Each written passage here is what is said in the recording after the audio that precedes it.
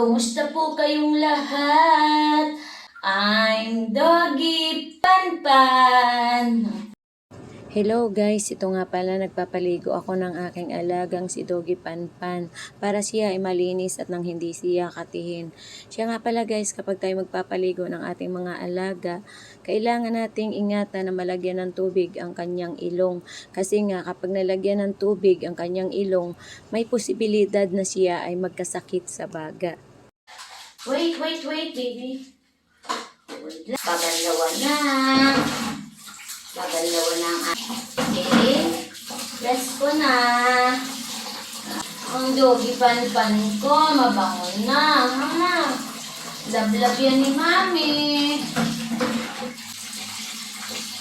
Mabango na po ako. Thank you po for watching sa aking paliligo.